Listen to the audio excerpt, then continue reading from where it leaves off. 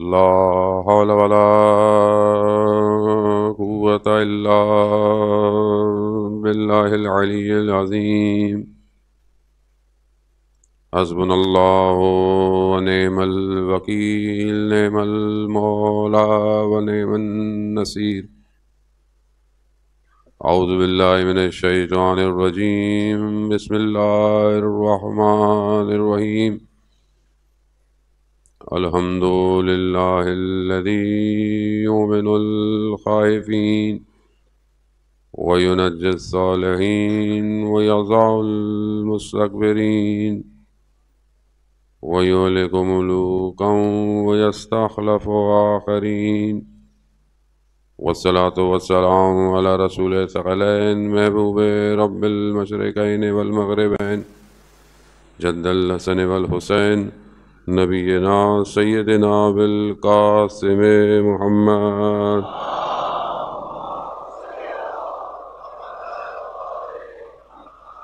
وعلى آلہ الطیبین الطاہرین المعصومین، لا سیما بقیت اللہ بالارضین، روحی وارواحنا لتراب مقدم الفدا، ولعنت اللہ علی اعدائهم اجمعین. بسم اللہ الرحمن الرحیم. رب اشرح لی صدری ویسر لی امری واحلل عقدۃ من لسانی یفقهوا قولی. اما بعد فقد قال اللہ تبارک و تعالی فی کتاب الحکیم والقرآن المجید وما خلقت الجن والانس الا لیعبدون. صلوات بید محمد علیہ.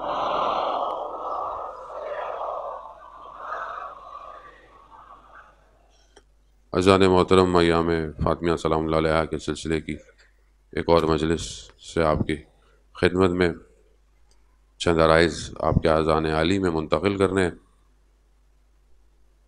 قرآن بہت ساری جگہوں کی گفتگو کرتا ہے مختلف صورتوں میں.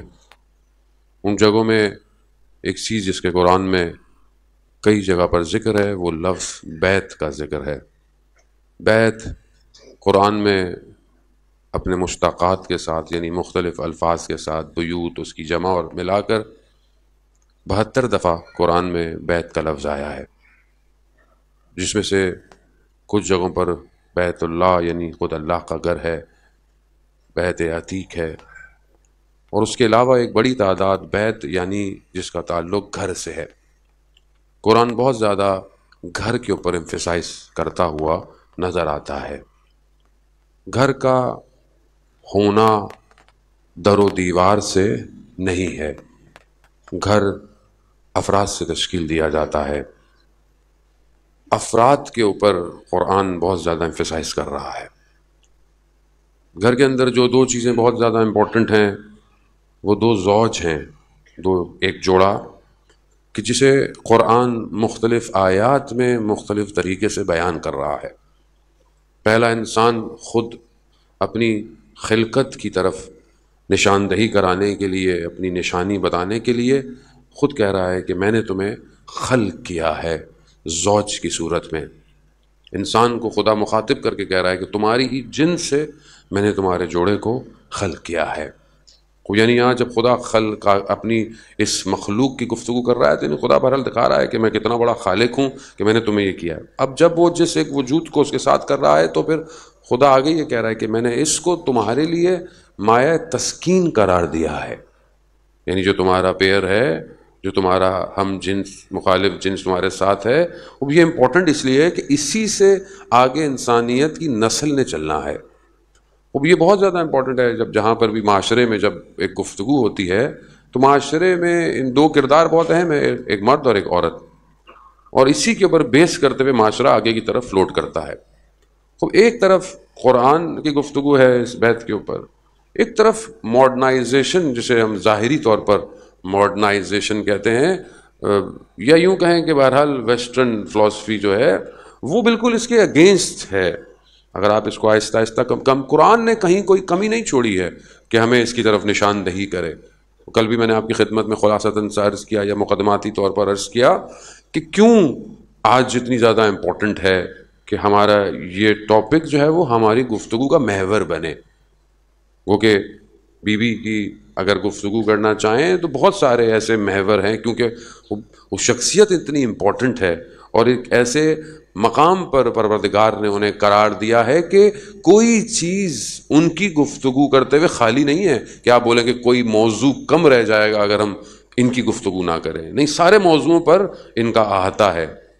لیکن وہ جو پہلی چیز جسے قرآن بار بار فورس کر رہا ہے اور نظر بھی آ رہا ہے، یعنی بہت ساری چیزیں جو ہوتی ہیں وہ بٹوین دا لائن سمجھنی پڑتی ہیں، ساری چیزیں لائنوں میں لکھی ہوئی نہیں ہوتی ہیں۔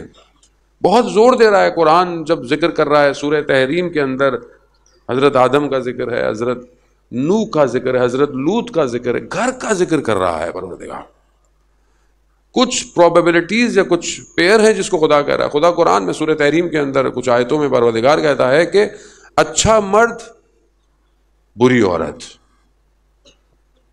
حضرت لوط اور ان کی زوجہ، خوب مرد اچھا ہے، خاتون بری ہے۔ وہ خدا قرآن میں آخر میں کہہ رہا ہے خوب یہ جہنم میں جائیں گے، ظالمین میں سے۔ اچھی خاتون، برا مرد، یا ایھا الذین آمنوا، خدا قرآن میں کہہ رہا ہے ضرب اللہ، میں مثال دے رہا ہوں کس کی؟ وہ لوگ جو ایمان لائے ان کے لیے۔ کس کی؟ امرات فرعون، فرعون کی زوجہ کیا ہے؟ وہ اچھی خاتون ہے، فرعون کیا ہے؟ وہ برا مرد ہے۔ وہ یہاں خاتون اچھی ہو گئی، یہاں مرد برا ہے۔ وہ کیا کہہ رہی ہیں؟ وہ قرآن کی آیت پر کہہ رہی ہیں کہ پروردگار میرے لیے جنت میں گھر قرار دے۔ اللہ اکبر، تقاضا دیکھیں آپ توحید پرستی کا۔ کہاں ہے فرعون کے گھر میں؟ مگر خاتون۔ وہ بھی اسی طرح جو ہے وہ اچھے مرد اور اچھی خاتون۔ خدا سورہ رحمان کے اندر جب وہ مرج البحران کا ذکر کر رہا ہے تو امام جعفر صادق علیہ السلام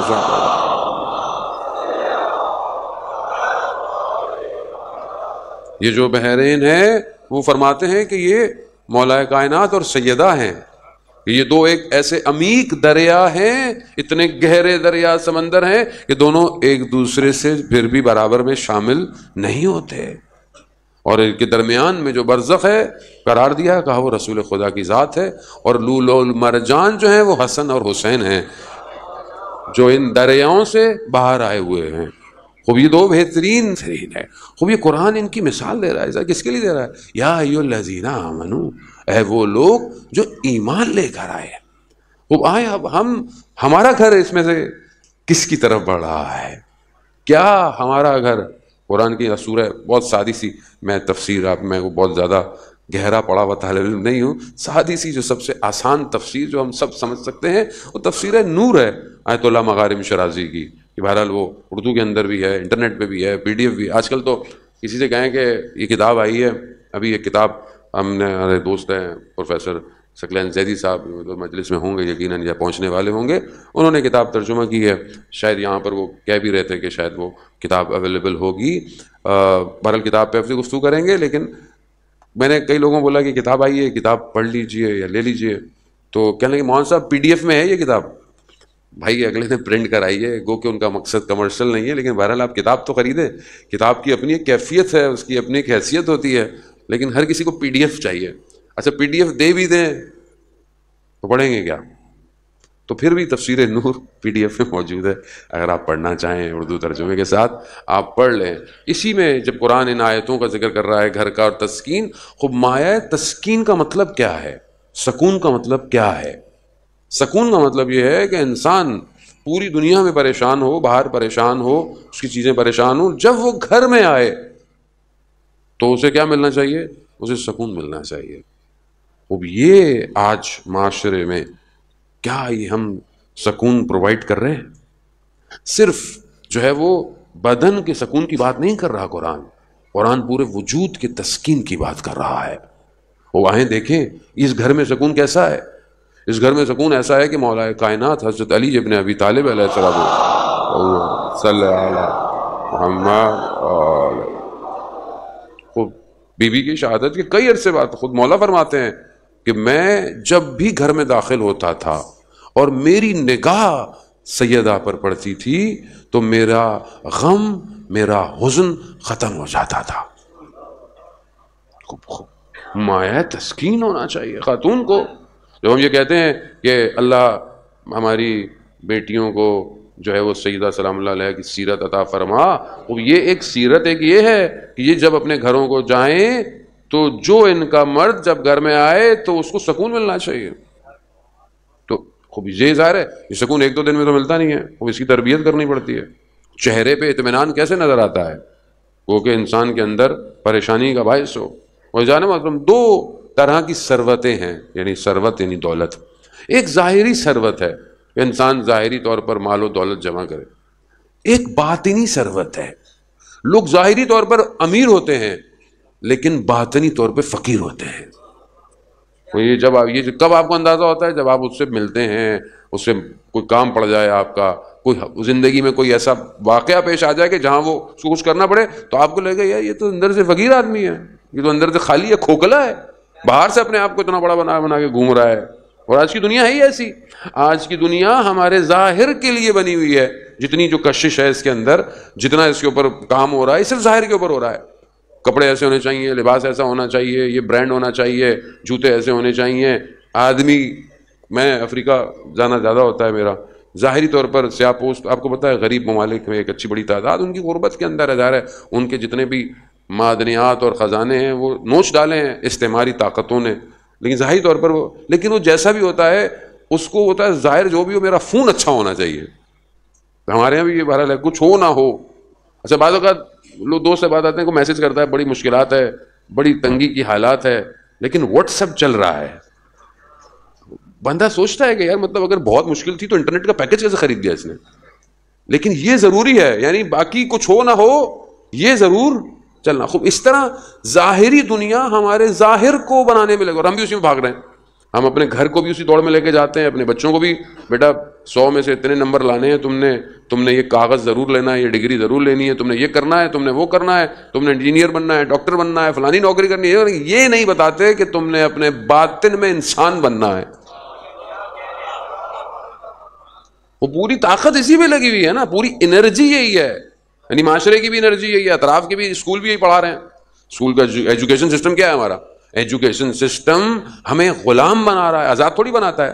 وہ آپ دیکھیں بچہ ابھی KG1 KG2 یا اس میں جاتا ہے, کنڈر گارڈن میں جاتا ہے, اس وقت سے لے کے ماں باپ اس کے خواب بننا شروع کر دیتے ہیں. یہ بنے گا کیا؟ اس بننے کے لیے ٹیوشن میں بھی جائے گا, یہاں بھی جائے گا, وہاں بھی جائے گا, فلانا بھی جائے گا, محنت کرے. بچے کو قرآن پڑھایا, ہاں مسجد کے مولانا ہیں وہ پڑھا دیتے ہیں, تھوڑا بہت قاری واری ہیں یا محلے میں باجی ہیں وہ قرآن پڑھا دیتی ہیں.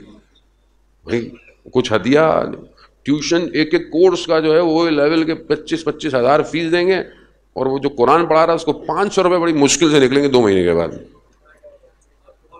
تو کہاں جا رہے ہیں ہم؟ یعنی کیا, جب آپ خود یہ کر رہے ہیں اس کے ساتھ, تو کل کو اگر وہ آپ کو اپنے گھر سے نکال دیتا ہے پھر آپ اولڈ ہاؤس میں چلے جاتے ہیں. وہ بھی شکر ہے JDC نے کچھ بنا لی ہے, ورنہ وہ بھی ہمارے اتنا کانسیپٹ نہیں تھا. پھر آپ بولتے ہیں ہمارے بچے کے ساتھ کیا ہوا, ہمارے ساتھ کیا ہوا. آپ نے اس کو مادہ پرست بڑھایا ہے. یہ مادہ پرست بن کر یہ انفاق کرے گا, یہ اپنی اللہ کی راہ میں اپنی جان دے گا, نہیں دے گا. اور یہ ہے سسٹم. دنیا اس سسٹم کی طرف لے کے جا رہی ہے. قرآن کس سسٹم کی طرف لے کے جا رہا ہے؟ کیسی تربیت ہے کہ سائل آیا لینے کے لیے, امام نے دروازے کے پیچھے سے لیا, کہا مولا آپ نے سامنے کیوں نہیں دیا اسے؟ کہا میں اس کی آنکھوں میں شرمندگی نہیں دیکھنا چاہتا تھا. خوب یہ تربیت ہے نا, تربیت. گھر اس طرف ڈرائیو ہو. اب یہ جو سکون ہے, یہ جو اطمینان ہے, اس کے لیے پہلی چیز آپ کا اپنا ایمان ہے. اگر آپ کا ایمان نہیں ہے آخرت کی طرف, خدا کے اوپر آپ کا عقیدہ توحید مضبوط نہیں ہے, تو آپ کیسے ایک ایسے بچے کی تربیت کریں گے کہ جس کے اپنے وجود میں اطمینان پایا جاتا ہو. وہ زندگی میں مشکلات ہیں, زندگی میں مشکلات ہوں گی اور زندگی میں مشکلات آتی رہیں گی, مگر یہ کہاں کھڑا ہو پائے گا اپنی اس تربیت کے بلبوتے پر کہ جہاں پر یہ صبر کرے, جہاں پر یہ مقاومت دکھائے. قرآن حضرت ابراہیم علیہ السلام کے بارے میں جب گفتگو فرما رہا ہے تو قرآن حضرت ابراہیم کو مہاجر اللہ کہہ کر پکار رہا ہے. مہاجر میں اور مسافر میں فرق ہے. بہت گہری اور فلسفی گفتگو نہیں کروں گا, سادی سی. مسافر جو ہوتا ہے وہ جب نکلتا ہے تو سفر اس کا اچھا بھی ہو سکتا ہے، سفر اس کا برا بھی ہو سکتا ہے، اور اگر اس کو زیادہ پریشانی ہو جائے تو مسافر جلدی پلٹ آتا ہے، اور بہرحال جتنا بھی اس کا سفر ہو ایک دن اسے واپس اپنے گھر کی طرف آنا ہے. لیکن جو ہجرت کرتا ہے وہ پلٹتا نہیں ہے، اور جو اللہ کی طرف ہجرت کر لے وہ بالکل بھی نہیں پلٹتا. تو ہم ہیں ابھی بہت اچھے ہیں، اللہ اللہ، اور یہ سب جہاں مشکل پڑی، جہاں پریشانی آئی، جہاں نوکری چلی گئی، جہاں تنگ دستی ہو گئی، کوئی مشکل آ گئی، خدا حافظ اللہ، ادھر بھاگے ادھر بھاگے، یہ کام وہ کام، یہ کام وہ کام. جبکہ آتش نمرود اتنی سخت تھی کہ حضرت ابراہیم علیہ السلام کو اس میں جھونکنے کے لیے جو ہے وہ باقاعدہ منجیل بنائی گئی. اس لمحے میں حضرت جبرائیل آئے، کہا ابراہیم کوئی حاجت ہے؟ کہا لا، کوئی حاجت نہیں ہے، حاجت اس سے ہے جو مجھے جانتا ہے. کیوں؟ مشکل میں ہے، وہ بھی اللہ کے ملائکہ آئے ہوئے ہیں. جب اس کی طرف ابراہیم نکل گیا تو خلیل اللہ ہے، بس پھر پلٹے گا نہیں ابراہیم. تبھی تو خدا جو ہے وہ کہہ رہا ہے کہ آگ کو جو ہے وہ ٹھنڈا اور سلامتی کی بنا دیا. خدا، حضرت ابراہیم جانتے ہیں خدا چاہے تو آگ سے اس کی حاکمیت چھین سکتا ہے. آگ کی حاکمیت کیا ہے؟ جلانا. ورنہ اگر آگ جلائے نہیں تو آج کل جو آرٹیفیشل آگ نہیں ہو رہی ہوتی، جلنی لگی ہوتی ہے، آپ یوں بھی کرتے رہتے ہو تو آگ جلے، کچھ نہیں، آگ ہی نہیں ہے وہ. خدا اس کی حاکمیت چھین لیتا. کیوں؟ مہاجر اللہ ہے. یہ مہاجر اللہ ہے تو یہ اطمینان قلب پائے گا. خوب قیمت دینی پڑتی ہے. جب کہہ دیا لا الہ الا اللہ، مشکل آئے گی، مشکل آئے گی. یعنی جو خاتون اپنی شادی کا نیا لباس دے دے، اپنی چادر، یعنی حضرت ایک اور مقام میں جو میں نے کل آپ کی خدمت میں روایت بیان کی کہ جب اپنی ایک چادر جو ہے وہ حضرت سلیمان فارسی کو دی کہ اس کو رکھوا کر کچھ لو، جب حضرت سلیمان فارسی نے چادر دیکھی تو 12 جگہ اس پر جو ہے وہ پیوند لگے ہوئے تھے. حضرت سلیمان پکڑ کر گریہ کرنے لگ گئے. کیوں؟ کیونکہ انہوں نے ایران کے بادشاہوں کی بیٹیوں کا جاہو جلال دیکھا ہوا تھا، اور یہاں عرب کا بادشاہ، یہاں محبوب کبریا کی بیٹی کی چادر 12 جگہ سے وصل ہوئی ہوئی ہے. جو یہ دے دے، اپنا سب کچھ دے دے، اسے زمین کے ٹکڑے کی ضرورت ہوگی نہیں. مگر امتحان تھا، وہ امتحان مہاجر اللہ ہے.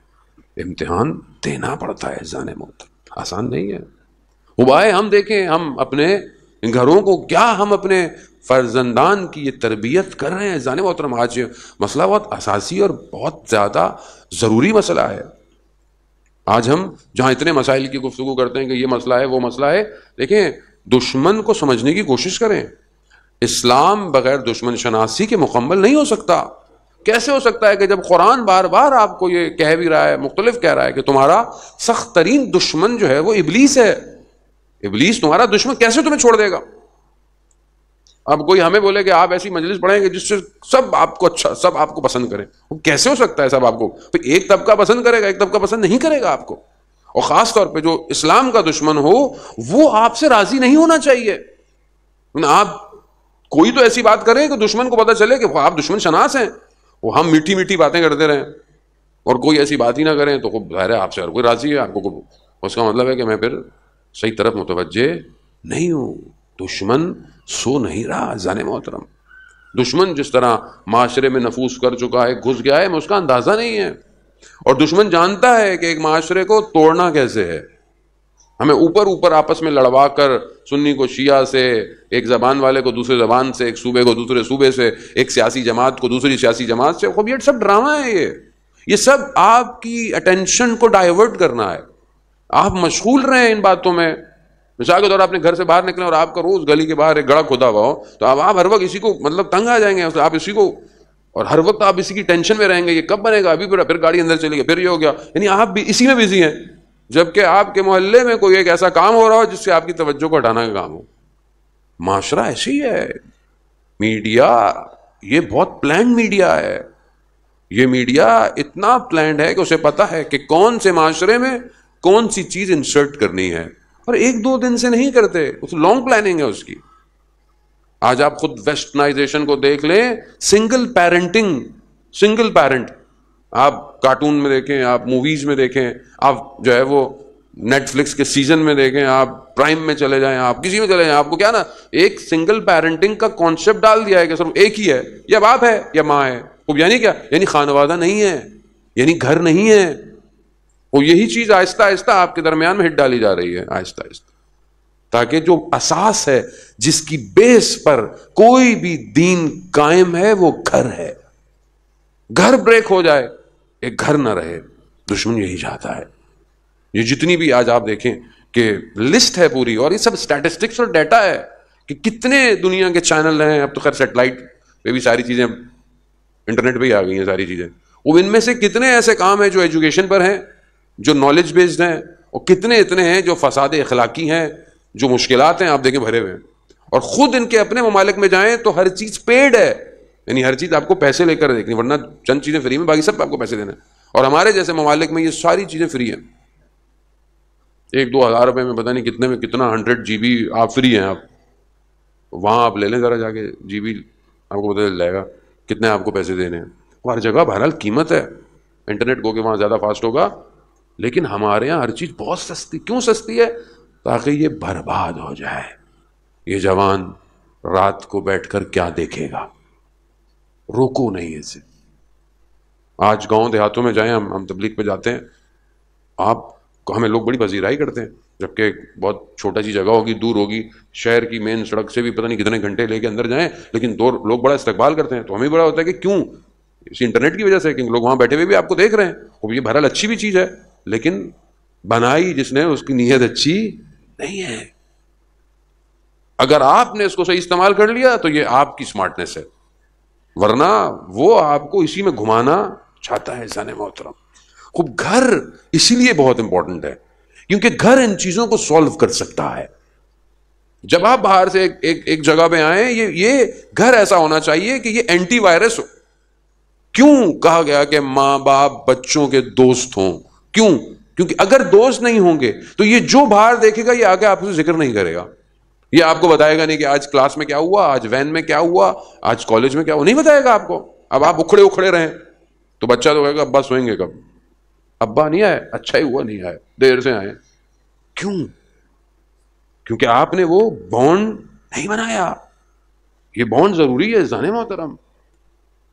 آج کے سسٹم نے, میں بہت زیادہ ڈیٹیل میں نہیں جانا چاہتا اتنا زیادہ اس گفتگو سے میں, لیکن سسٹم ڈیزائنڈ ایسا کیا گیا ہے کہ ہر شخص اپنی ذات میں پھنس جائے.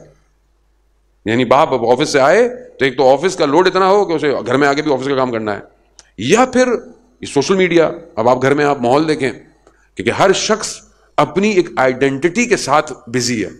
شاید بزرگ ہمارے جو بیٹھے ہوں شاید وہ اتنا زیادہ, ان کی بھی مجبوری ہو گئی, بچے باہر ہیں تو بات کیسے کریں, فون تو یوز کرنا ہی ہے.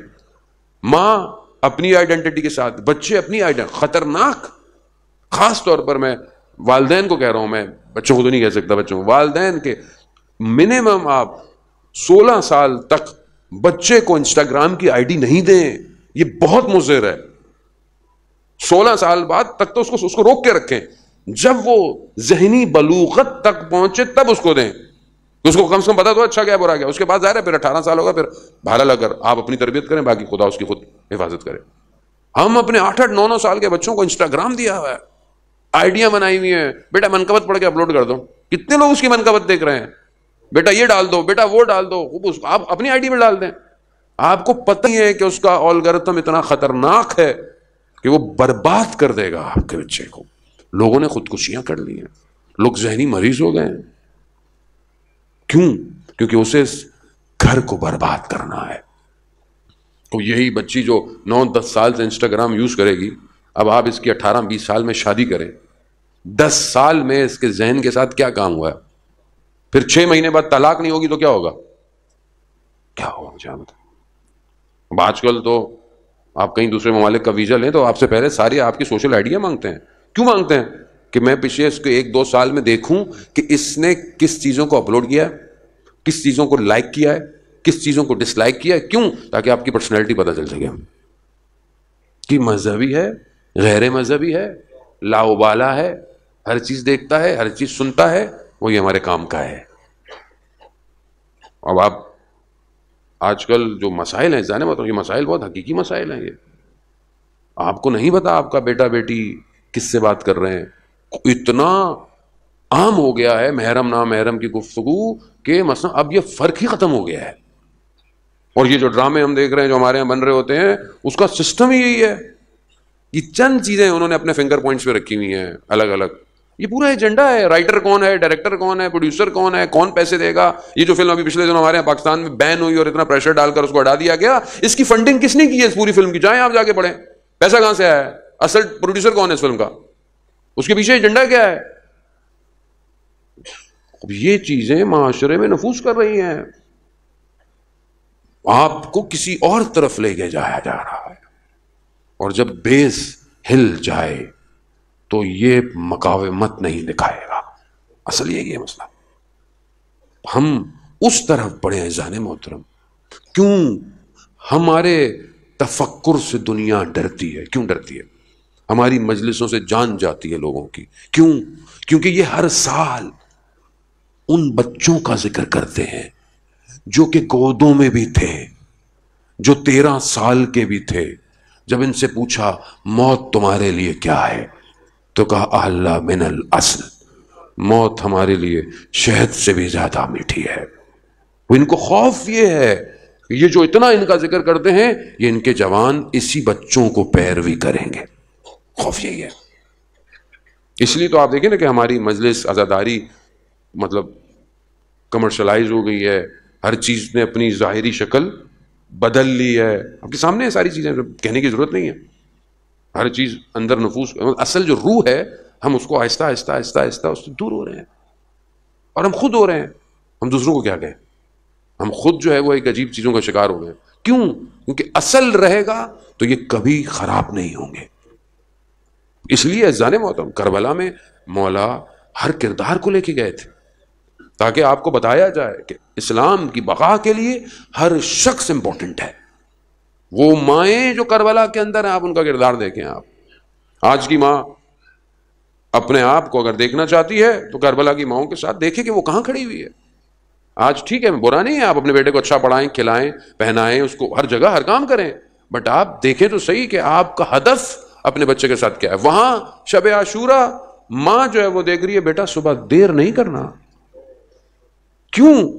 امام ہے, امام کو چھوڑنا نہیں ہے, امام سے پیچھے نہیں, امام پر اپنی جان قربان کرنی ہے. یعنی ہم بعض روایات سنتے ہیں مقاتل کے اندر, ہمارے یہاں بہت زیادہ رائج نہیں ہے. امام حسن مجتبیٰ علیہ الصلوۃ والسلام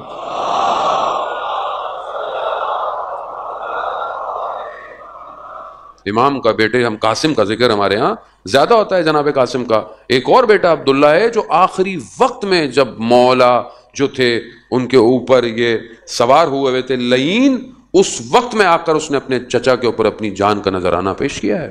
چھوٹا سا ہے. کیوں؟ کیونکہ بتایا گیا ہے کہ امام کتنا امپورٹنٹ ہوتا ہے.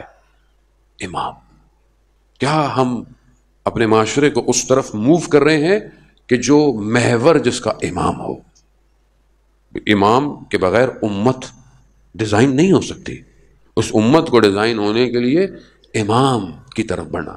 اب یہ نہیں کہ آپ بولے کہ کوئی امام نہیں ہے, امام غیبت میں. امام غیبت میں ہے تو کیا ہوا, مگر حدیث نہیں سنی خود کی جس طرح بادل اگر سورج کے سامنے آ جائیں تو مگر کیا خورشید کی روشنی سے انسان فائدہ نہیں اٹھاتا؟ اٹھاتا ہے. غیبت بالکل ایسی ہے. غیبت میں ہم امام سے بالکل ویسے ہی مستفید ہوتے ہیں. لیکن جو لوگ اپنی زندگی کو ویسے گزارتے ہیں کہ جیسے ظہور میں گزارنی ہے, ان کو کوئی فرق نہیں پڑتا. تو کیا ہم ذہنی طور پر امام کے لیے تیار ہیں؟ مطلب میں اپنے بچے کو بڑا کر رہا ہوں, پڑھ رہا ہوں, بس یہ بڑا ہو گیا, کالج میں آیا, یونیورسٹی میں آیا. ابھی بچے تو آج کل باہر بہت جا رہے ہیں, ویزے کھلے ہوئے ہیں آج کل کافی, اسکالرشپ تو یہ تو وہ. باہر جائے, کیوں جا رہا ہے؟ اچھی بات ہے, پڑھے, بری بات نہیں ہے. لیکن کیا اس کی اس پوری پلاننگ میں نے یہ چپ اس کے ذہن میں ڈالی ہے کہ بیٹا کہیں پہ بھی ہو امام کا ظہور ہو تو پھر آپ نے کیا کرنا ہے؟ یہ تربیت کون آپ کا سب کون کرے گا؟ مجھے آپ بتائیں. یہ مجلس میں نہیں ہوگی تو کہاں ہوگی؟ یہ گھر میں نہیں ہوگی تو کہاں ہوگی؟ کیا میں اپنے بچوں کو سونے سے پہلے دعائے سلامتی امام زمانہ کی تلقین کرتا ہوں کہ بیٹا امام زمانہ کی سلامتی کی دعا پڑھ کے سو؟ وہ تو رائمز لگا کے، وہ تو ہینڈ فری لگا کے جو ہے وہ پتہ نہیں کیا سن رہا ہے. صبح اٹھتے وقت میں اس کو بولتا ہوں بیٹا اٹھو امام کو سلام کرو. دعائے عہد پابندی سے میرے گھر میں پڑھی جاتی ہے. میں تو خود اپنے بیٹے کو اتنی محنت کر رہا بھائی تھوڑی سی دعا عہد بھی پڑھ لیں، اتنے بڑے ہو گئے کہ بندہ زبردستی بھی نہیں کر سکتا. بھائی دعا عہد تو پڑھ لو یار، مطلب امام کو یاد کر لو. پھر بولتے ہیں امام کے لیے کام نہیں ہو رہا. کیسے ہوگا کام جب آپ چند منٹ امام کو یاد نہیں کر سکتے صبح؟ یعنی امام عزیزان محترم کربلا بار بار، اور خود یہ فاطمیہ کوئی چیز امپورٹنٹ نہیں تھی سیدہ کی زندگی میں سوائے امام علی کے. خود رسول خدا کی بیٹی ہیں. روایت استاد علی کہتے ہیں میں سارے متن میں، ٹیکسٹ میں، اپنے کتابوں میں نے بہت کھنگالا، ڈھونڈا کہ مجھے کسی اور کے بارے میں مل جائے کہ رسول خدا جھکتے ہوں اور ہاتھ چومتے ہوں سوائے سیدہ کے. جہاں مجھے کہیں نہیں ملا. اور مرتب جب بھی اپنی بیٹی کو دیکھا خم ہوئے ہیں اور ہاتھ کا بوسہ لیا ہے. کیا مقام ہے! سیدۃ النساء العالمین ہیں اول سے آخر تک. یا سیدہ 40 دن مرکب پر بیٹھ کر مدینہ کے دروازے کھٹکھٹاتی رہی. 40 دن 40 دن بہت ہوتے ہیں. معاذ بن جبل کی خدمت میں پہنچی ہیں. بی بی نے عمومی ملاقاتیں کی ہیں لوگوں سے. معاذ بن جبل کی خدمت میں پہنچی بی بی، بولا کہ اور تم بھول گئے غدیر کو، وہ ہمارا ساتھ تو. معاذ کہتا ہے کہ سیدہ اور کون ہے؟ کہا کوئی بھی نہیں ہے. میں سب کے پاس گئی، کہا میں اکیلا کیا کر سکتا ہوں. غربت ہے سیدہ. اس مقام محور کیا ہے؟ کیوں جا رہی ہیں؟ امام اطیعوا اللہ اطیعوا الرسول واولو الامر منکم. جب اللہ یہ کہہ رہا ہے کہ یہ جو ہے اس کی اطاعت کرنی ہے، جب اس کی اطاعت، ان کی اطاعت، تو سب سے پہلے تو سجدہ کریں گی ظاہر ہے. اگر ہم اسی کو دیکھیں تو عزیزان محترم ہم اپنے وقت کے امام کو کتنا پکار رہے ہیں. ہم اپنے وقت کے امام کے لیے ہم نے کتنے دروازے کھٹکھٹائے ہیں، کتنے لوگوں کو تیار کیا ہے، کتنے لوگوں سے پوچھا ہے کہ تم امام کا انتظار کر رہے ہو، چلو مل کے کرتے ہیں. خوب یہ میسج ہے عزیزان محترم، یہ پیغام ہے. جب معاذ نے جب جواب دیا تو بی بی کہا کہ اب روز قیامت میں رسول تم سے بات کریں گے. بس یہ کہہ کر وہ اٹھ گئی. عزاداران محترم، لوگ آئے مولا کائنات کے پاس. ابوالحسن یا تو فاطمہ دن میں رویا کریں یا رات میں گریا کریں. یہ ہر وقت گریا کرتی رہتی ہیں، ہم آرام نہیں کر پاتے. اور جانے محترم یہ چند گریا انسانیت کی تاریخ میں بہت معروف ہے. وہ حضرت آدم کا گریا ہے. حضرت آدم نے کتنا گریا کیا زمین پر جب آئے، بہت گریا کرتے رہے ہیں. کئی عرصے گریا کرنے کے بعد جو ہے وہ خدا نے جو ہے وہ ان کو معاف کیا، جو توبہ بہرحال. اس کے بعد حضرت یعقوب کا گریا ہے. اتنا گریا کیا آنکھیں سفید ہو گئیں، جبکہ جانتے تھے بیٹا جو ہے وہ زندہ ہے. خود حضرت یوسف کا اپنا گریا، اور خود امام سجاد کا گریا. 34-35 سال میرا امام گریا کرتا رہا. لیکن سب سے سخت مصیبت جس کے لیے روایت یہ کہتی ہے کہ یہ مشکل اگر کہیں اور پڑتی تو وہ تاریکیوں میں بدل جاتے. یہ مشکل صحیح ادا کی ہے. ہم اس کو درک نہیں کر سکتے عزیزان محترم. ہمارے لیے وہ امکان نہیں ہے کہ اس کو درک کریں. اور وہ مظلومیت مولا کائنات کی کہ اس سے بڑی کوئی مظلومیت ہو نہیں سکتی۔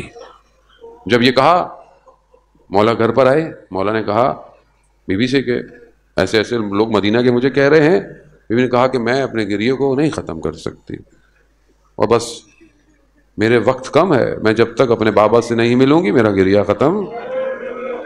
امام نے مدینہ سے باہر کی طرف ایک بیت بنا کے دیا، ایک گھر جسے بیت الحزن کہتے ہیں۔ بی بی روز اپنے بچوں کو لے جاتی، صبح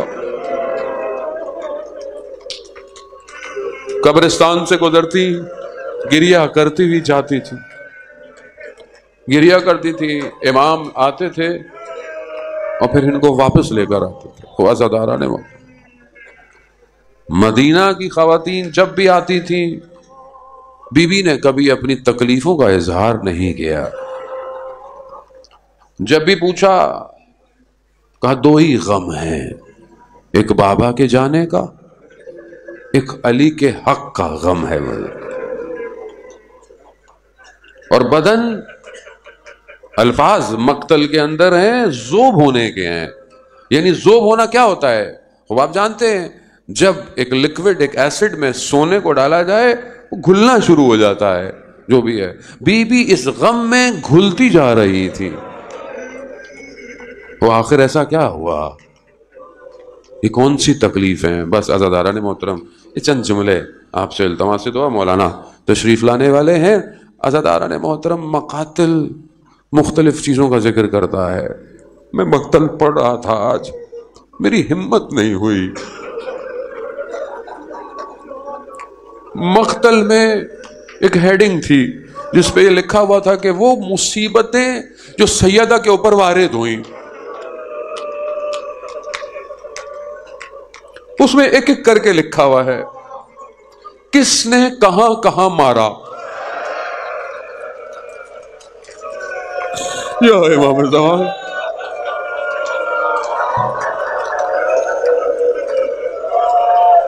اور یہ سب اجر، خدا آپ کو اس کا اجر دے، سیدہ راضی ہوں آپ سے۔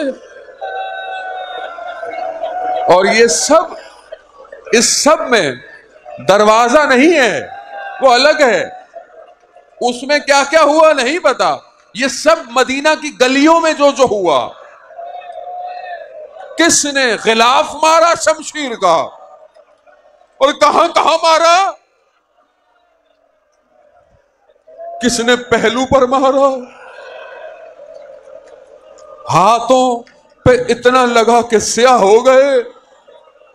بس مجھ سے پڑھا نہیں گیا، میں نے چھوڑ دیا مقتل، میری ہمت نہیں ہوئی کہ میں اس تکلیف کو خود پڑھ نہیں پایا۔ سلام ہو میرے مولا حسن پر جو بنی کوچا بنی ہاشم میں اپنی ماں کو دیکھتے رہے، اور ساری زندگی جب بھی گزرتے تھے اور کچھ لوگوں کو دیکھتے تھے کہتے تھے کہ میں کیسے بھولوں، وہ اتنی پتلا کوچا تھا کہ میری ماں دیوار سے برائے مہربانی ہمارے اس چینل کو لائک کیجیے، شیئر کیجیے، کمنٹ کیجیے اور سبسکرائب کیجیے، اور بیل آئیکن کو پریس کیجیے تاکہ آگے بھی ہماری ویڈیوز آپ کو برابر ملتی رہیں۔